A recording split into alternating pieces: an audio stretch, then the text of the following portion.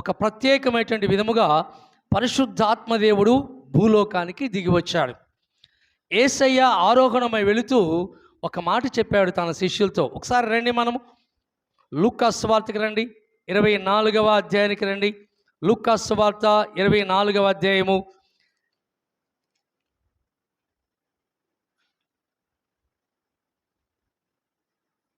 49వ వచనం చదవండి. ఇదిగో నా తండ్రి వాగ్దానం చేసినది మీ మీదికి పంపుచున్నాను, మీరు పైనుండి శక్తి పొందు వరకు పట్టణములో నిలిచిండుడని వారితో చెప్పాను. అంటే వారికి చెప్పాడు, గత ఆరోహణ దినాన్ని వారికి చెప్పాడు, మీరు పట్టణములో నిలిచిండుడి, నా తండ్రి ఇచ్చేటటువంటి వాగ్దాన ప్రకారము మీ మధ్యకు పంపుతున్నాను. అంటే పరిశుద్ధాత్మని పంపుతున్నాను, ఆదరణకర్తను మీ వద్దకు పంపుతున్నానని వాగ్దానం చేసిన దాన్ని నేను మీకు పంపబోచున్నాను. కనుక మీరు శక్తి పొందే వరకు, పైనుండి శక్తి పొందే వరకు పట్టణములో నిలిచిండుడి అని. అంటే వారు ఎక్కడ ఉన్నారో చూడండి, 53వ వచనం అన్నారు, ఎడతెగక దేవాలయములో ఉండి దేవుని స్తోత్రము చేస్తున్నారు. చూడండి, వారు ఎడతెగక దేవాలయములో ఉండి దేవుని స్తోత్రము చేస్తున్నారు. ఎందుకంటే శక్తి పొందేంత వరకు ఎదురు చూస్తున్నారు నిరీక్షణతో, ప్రియా దేవుని బిడ్డలారా. కాబట్టి పెంతెకోస్తు దినాన, అంటే పెంటె అంటే 50వ దినాన పరిశుద్ధాత్మని యొక్క రాకడ కొరకు ఎదురు చూచినప్పుడు పరిశుద్ధాత్మ దేవుడు భూలోకానికి ఒక వినూత్నమైనటువంటి, ప్రత్యేకమైనటువంటి, ఆశ్చర్యకరమైనటువంటి పద్ధతిలో ఆయన భూలోకానికి వచ్చినట్లుగా మనము చూస్తాం. చూడండి ఏమంటున్నాడు అపోస్తల కార్యముల గ్రంథము 2వ అధ్యాయము చూడండి ఏమంటున్నాడు. పెంతెకోస్తును పండుగ దినము వచ్చినప్పుడు అందరూ ఒక చోట కూడి ఉన్నారు. ఈ పండుగనే వారముల పండుగ అని కూడా మనం జరుపుకుంటాం. పెంతెకోస్తు పండుగనే వారముల పండుగ అని కూడా మనము జరుపుకుంటాం. కనుక ఆ దినాన వారందరూ ఒక చోట కూర్చున్నప్పుడు అప్పుడు వేగముగా వీచు బలమైన గాలి వంటి ఒక ధ్వని ఆకాశం నుండి అకస్మాత్తుగా వారు కూర్చుని ఉన్న ఇల్లంతా నిండింది. ఒక ప్రత్యేకముగా వారంతా ఒక ఇంట్లో కూర్చున్నారు, ఎదురు చూస్తున్నారు పరిశుద్ధాత్మని కొరకు. ఒక బలమైన గాలి వచ్చింది. ఆ గాలి వచ్చిన తర్వాత ఆ ఇల్లంతా కూడా ఆ గాలితో నింపబడింది. అది వచ్చేసినప్పుడు ఆ ఇల్లంతా కూడా అకస్మాత్తుగా ఒక ధ్వని, ఆ తర్వాత గాలి ఆ ఇల్లంతా నింపబడినప్పుడు చూడండి, మరియు అగ్ని జ్వాలల వంటి నాలుకలు విభాగింపబడినట్టుగా వారికి కనబడింది. అంటే అగ్ని జ్వాలల వలె నాలుకలు వారి మీదకి విభాగింపడినట్లుగా వారిలో ఒక్కొక్కని మీదే వ్రాలగా అందరూ పరిశుద్ధాత్మతో నిండిన వారై ఆత్మ వారికి వాక్శక్తి అనుగ్రహించుకోలది అన్ని బలస్తులతో మాట్లాడతారు. పరిశుద్ధాత్మ దేవుడు ఆయన ఒక శక్తే, కానీ పరిశుద్ధాత్మ దేవుడు బహిరంగముగా చేసేటటువంటి కాదు. అంతర్లీనముగా మన హృదయంలో ఒక ప్రత్యేకమైనటువంటి క్రియ జరిగించేవాడు ఆయన.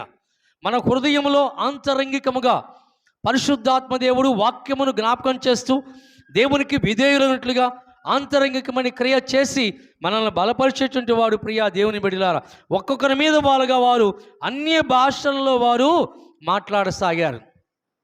పాత నిబంధనలో ఒక సందర్భములో అన్య భాషలు మాట్లాడి వారందరూ కూడా తారుమారయ్యారు. ఒక సందర్భం జ్ఞాపకం తెచ్చుకోవాలి.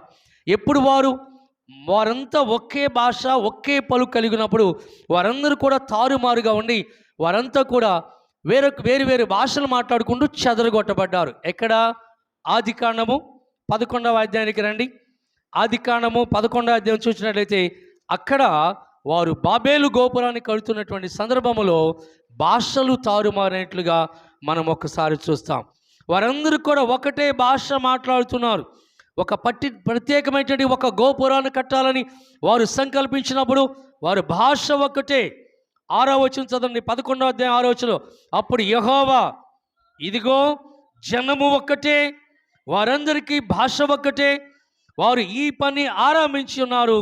ఇక మీదట వారు చేయదలసి ఏ పని అయినను చేయకుండా వారికి ఆటంకమేమీ ఉండదు. అంటే దేవుడు చూశాడు, ప్రజలందరూ ఒకే జనము, ఒకే భాష ఉంది, వారు ఏ పనైనా చేయగలరు అని దేవుడు ఆలోచన చేస్తున్నాడు. అప్పుడు ఏమి చేశాడు అంటే చూడండి 7వ కనుక మనము దిగిపోయి, మనమంటే ఎవరు?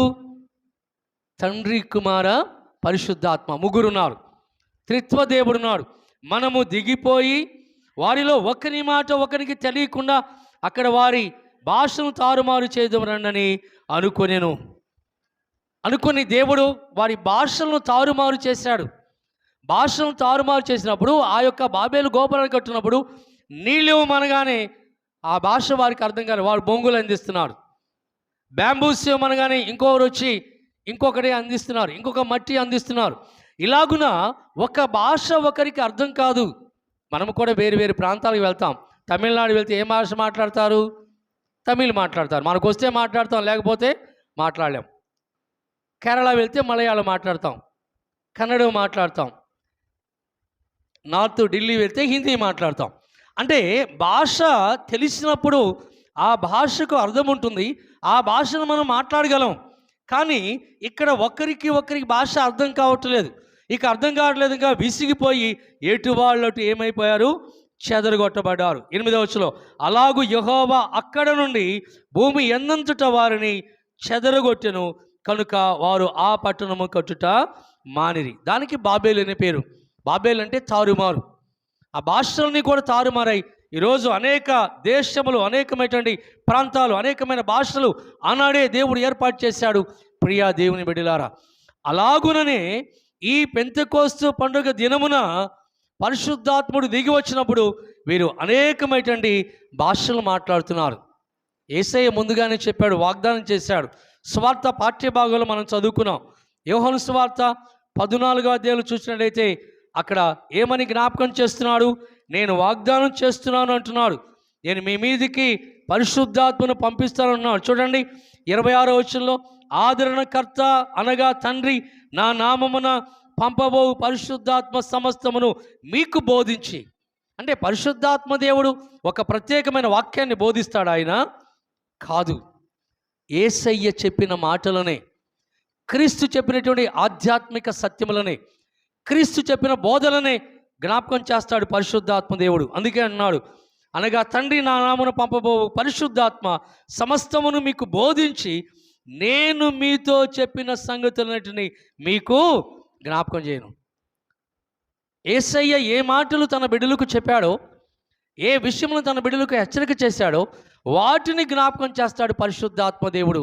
ఇది పరిశుద్ధాత్మని యొక్క కాలములో మనం నివసిస్తున్నాం.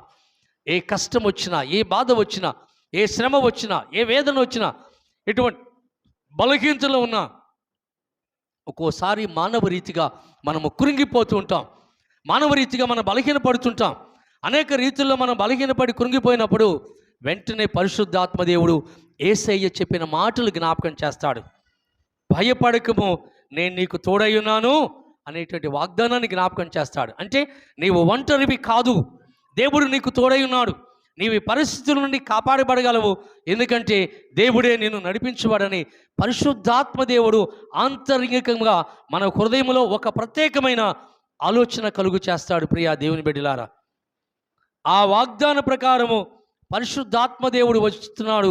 ఆయన పరిశుద్ధాత్మ దేవుడు వచ్చి తన బిడ్డలందరికీ కూడా దేవుని వాక్యమును జ్ఞాపకం చేస్తున్నాడు. అందుకంటాడు శాంతి మీకు అనుగ్రహించి వెళుతున్నాను అంటాడు.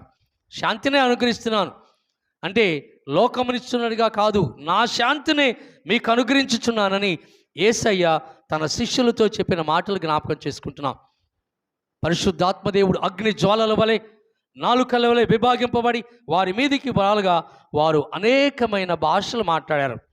అక్కడ ఉన్నటువంటి వారు ఒక జనాంగం అయితే వారు అన్యుల భాష మాట్లాడుతున్నారు.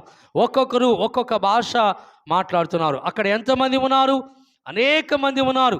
వారు మాట్లాడుతూ విని కలవరపడ్డారు. ఎందుకంటే ఎప్పుడైతే పరిశుద్ధాత్మ దేవుడు వారి మీదకి వచ్చారో ప్రతి మనుషుడు తన తన స్వభాషతో మాట్లాడుతున్నాడు. అంటే ఇతరులకు అర్థమయ్యే భాషలో. పౌలు చెప్తాడు, అర్థం కాని మాటలు 10,000 కంటే అర్థమయ్యే మాటలు 5 మాటలు తెలుసు అంటాడు. ఈరోజు పెంతుకోస్తు సంఘాలు ఏంటంటే వాళ్ళే భాష మాట్లాడతారు.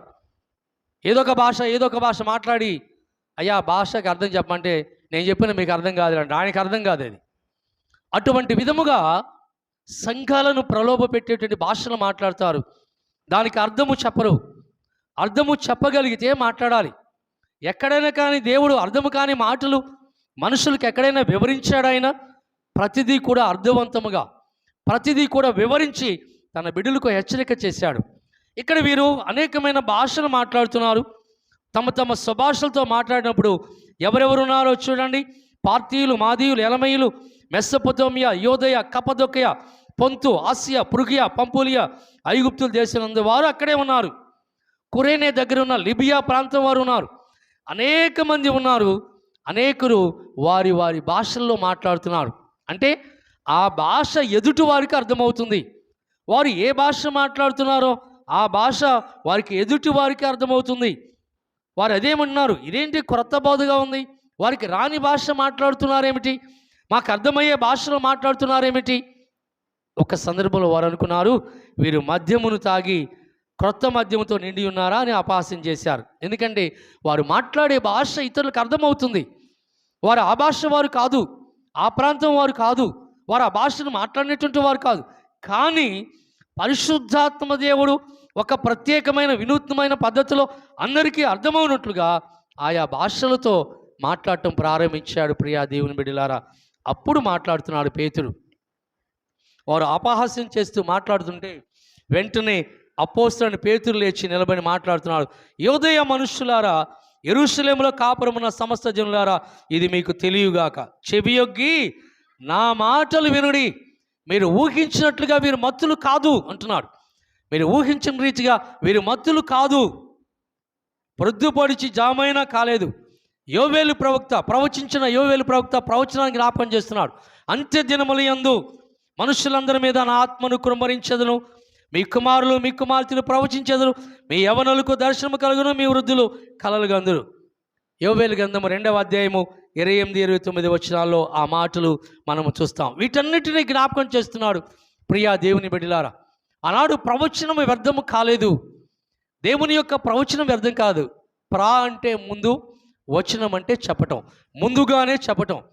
దేవుడు ప్రవక్తల నోట ప్రవచనాల నుంచి ఆ ప్రవచనం ద్వారా తన ప్రజలను హెచ్చరిక చేస్తూ ఆయన నడిపిస్తున్నాడు. ప్రియా దేవుని బిడ్డలారా, కాబట్టి ప్రవక్త పలికే ప్రతి మాట కూడా దేవుని మాట, దేవుడు సెలవిచ్చిన మాటగా వారు తెలియచేస్తారు. ఎందుకంటే ప్రజలను నడిపించటానికి ముందుగా వచ్చినటువంటి మార్గదర్శకులు వారు. ప్రజలను హెచ్చరిక చేయటానికి, దేవుని మార్గంలో నడిపించడానికి వారు దూతలుగా వచ్చినటువంటి వారు ప్రవక్తలు. కనుక వారు అలాగున ప్రజలకు ఆ విధముగా ప్రవచనాలు వీటన్నిటిని జ్ఞాపకం చేస్తూ తన ప్రజలను నడిపించేటువంటి వారు. ప్రియా దేవుని బిడ్డలారా, ఇలాగున ఇవన్నీ జ్ఞాపకం చేస్తూ మరి ఒక మాట జ్ఞాపకం చేస్తాడు. ప్రభువు నామం బట్టి ప్రార్థన చేయవాడేవారు వారందరూ రక్షణ పడతారు. నిజమే, యేసయ్య కూడా అది చెప్తాడు, నా నామం పేరిట ప్రార్థించినట్లా నా తండ్రి మీ విజ్ఞాపన విని మీకు సమాధానం దయచేస్తాడని. మీరు నన్నేమి అడిగినను, నా నామం పేట మీరు నన్నేమి అడిగినను నేను మీకు దయచేస్తానని చెప్పబడిన మాట నెరవేరుతుంది. ప్రియా దేవుని బిడ్డలారా, ఇటువంటి విధముగా పరిశుద్ధాత్మ దేవుడు ఒక ప్రత్యేకముగా భూలోకానికి దిగివచ్చి తన బిడ్డలందరినీ కూడా బలపరిచాడు. మనం చదువుకున్నాం పాత నిబంధన పాఠ్యభాగంలో ఎహెజ్కేలు గ్రంథంలో ఒక అద్భుతమైన కార్యము. ఎండిపోయిన ఎముకలు అంటే అర్థం ఏమిటంటే ఆ కృంగినటువంటి మనస్సునకు సాదృశ్యం. మనస్సు కృంగిపోయినప్పుడు ఆ ఎముకలు ఎండిపోయిన దానికి సాదృశ్యంగా ఉంది. మనస్సు కృంగిపోతే ఎలాగుంటుందో ఎండిపోయిన ఎముకల వలె అలాగనే ఆ మనస్సు అలాగుంటుంది. ఆ ఎముకలన్నిటినీ కూడా బ్రతికించినట్లుగా మనం చూస్తున్నాం దేవుని మాటలను బట్టి. ఎహెజ్కేలు గ్రంథకర్త ప్రత్యేకంగా జ్ఞాపకం చేస్తున్నాడు. రండి, ఎహెజ్కేలు గ్రంథము 37వ అధ్యాయానికి రండి. యెహోవా హస్తము నా మీదికి వచ్చును అంటే అర్థమేమిటి? దేవుడే బలపరిచి నన్ను నడిపిస్తున్నాడు. దేవుడు నా నోట ఆయన మాటలు ఉంచుతున్నాడు. నాకు ధైర్యం ఇచ్చి నన్ను నడిపిస్తున్నాడని జ్ఞాపకం చేస్తున్నాడు. నేను ఆత్మావశుడై ఉండగా నన్ను తోడుకొని పోయి ఎక్కడ ఉంచుతున్నాడు? ఎముకలతో నిండిన ఒక లోయలో నన్ను దింపెను.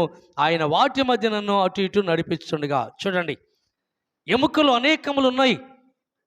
అంటే కృంగిపోయిన విధముగా ఉన్నటువంటి జీవితాలలో, మనశ్శాంతి అనేటువంటి జీవితాల్లో అటువంటి వారికి ఆదరణ కలిగించే విధముగా ఇక్కడ జ్ఞాపకం చేస్తున్నాడు. ఎముకలు అనేకము లోయములో కనబడను, అవి కేవలము ఎండిపోయినవి. అప్పుడు దేవుడు అంటున్నాడు, చూడండి ఏమంటున్నాడు, నరపుత్రుడా, ఎండిపోయిన ఈ ఎముకలు బ్రతకగలవా అని అడిగాడు. ఎస్కేల్ గ్రంథకర్త ఏమన్నాడంటే, అయ్యా ప్రవచన, అయ్యా నీకే తెలియను అంటున్నాడు. ప్రవచనమెత్తి ఎండిపోయిన ఈ ఎముకలతో ఇట్లనము, ఎండిపోయిన ఎముకలారా యెహోవా మాట ఆలకించుడి. అంటే దేవుని మాట ప్రకారము ఎండిపోయిన ఎముకలు కూడా జీవాన్ని పొందుతాయి, శరీరాన్ని కప్పుకుంటున్నాయి, జీవము కలిగి మరలా అవన్నీ కూడా మహాసైన్యమైనట్లుగా మనం ఇక్కడ చూస్తున్నాం. ప్రియా దేవుని బిడ్డలారా అని చెప్పగానే ఈ ఎముకలకు ప్రభువైన అయిన యెహోవా సెలవిచ్చినది ఏమనగా, మీరు బ్రతుకున్నట్లు, 5వ వచనం, నేను మీలోనికి జీవాత్మను రప్పించుచున్నాను. జీవాత్మను రప్పించున్నాను అనగానే పాత నిబంధనలో ఒక సంఘటన జ్ఞాపకం రావాలి. మొట్టమొదటిసారిగా దేవుడు మానవుడు నిర్మించినప్పుడు ఏం చేశాడు? ఆవిరి భూమిని తడిపినప్పుడు, తన పోలిక చొప్పున మానవుడు నిర్మించినప్పుడు నరులలోనికి ఆయన జీవాత్మ ఓదుగా, నరుడు జీవాత్మ అని ఊపిరిని ఓదుగా. ఒకసారి రండి మనం ఆది కాండానికి వెళ్దాం రండి. ఆది కాండము 2వ అధ్యాయము 7వ వచనం చదవండి. దేవుడైన యెహోవా నేల మంటితో నరుని నిర్మించి వాని నాసికారంధ్రములలో జీవవాయువును ఊదుగా నరుడు జీవాత్మయాడు. చూడండి, జీవవాయువును ఊదుగా నరుడు జీవాత్మయాడు. ఇక్కడ జీవాత్మ వారి మీదికి వచ్చినట్లుగా మాట్లాడుతున్నాడు. మీరు బ్రతుకున్నట్లు నేను మీలోనికి జీవాత్మను రప్పించున్నాను. ఆనాడు దేవుడు మానవుని నిర్మించినప్పుడు జీవవాయువును ఊదుగా నరుడు జీవాత్మయాడు. ఇప్పుడు అదే విధముగా జీవాత్మను రప్పించున్నాను, చర్మము కప్పి మీకు నరములనిచ్చి మీ మీద మాంసము పొదిగి చర్మము మీద కప్పెదను, మీలో జీవాత్మనుంచుగా మీరు బ్రతుకుదురు, అప్పుడు నేను యెహోవా ఉన్నానని మీరు తెలుసుకుందురు అని జ్ఞాపకం చేస్తున్నాడు. ఎస్కేల్ ప్రవక్త దేవుడు ఏమి సెలవిచ్చాడో అదే మాటను జ్ఞాపకం చేస్తున్నాడు. దేవుడు చెప్పిన మాటను యథావిధిగా ప్రకటిస్తున్నాడు.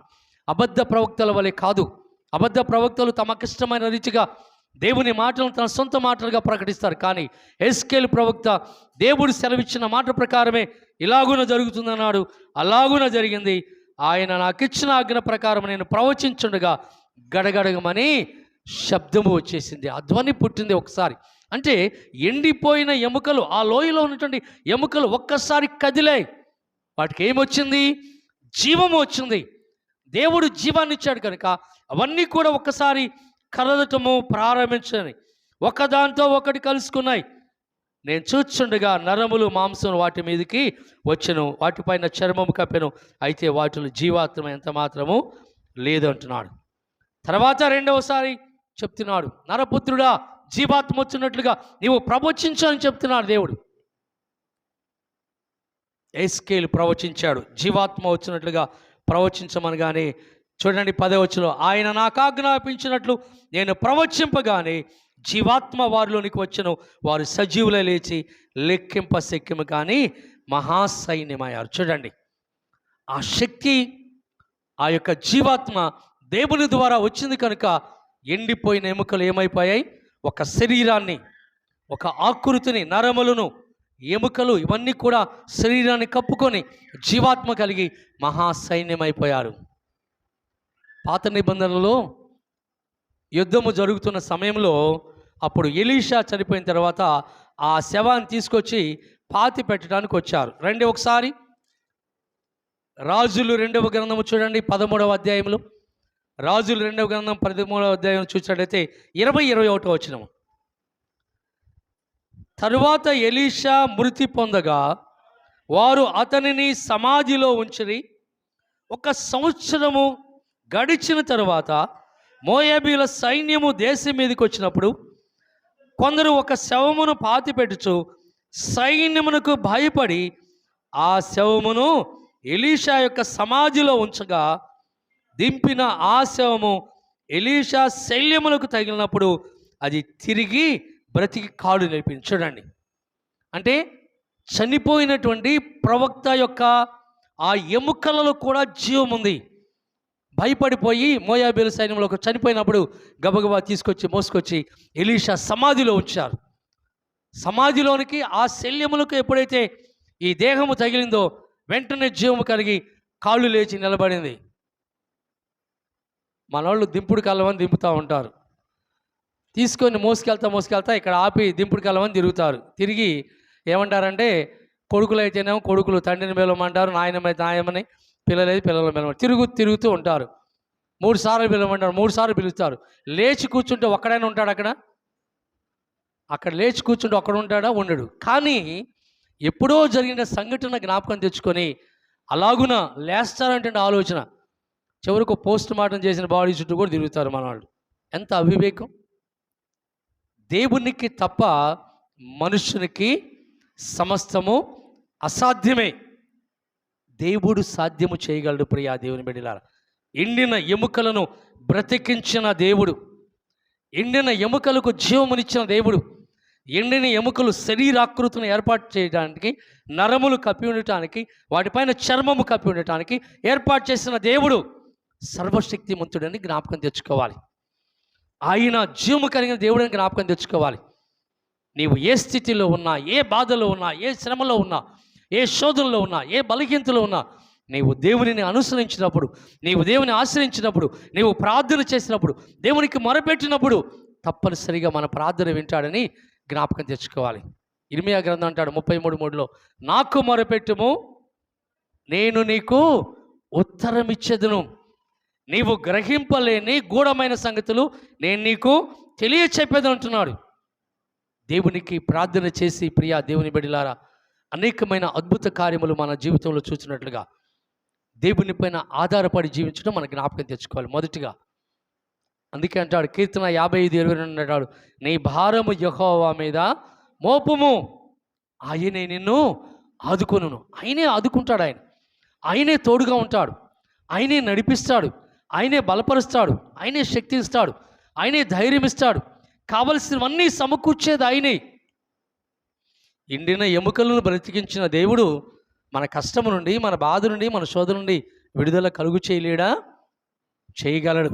అందుకే ప్రభువు చెప్తాడు, నమ్ముట నీ వల్ల అయితే నమ్మువానికి సమస్తము సాధ్యమే. నీవు నమ్మితే సమస్తము సాధ్యమే.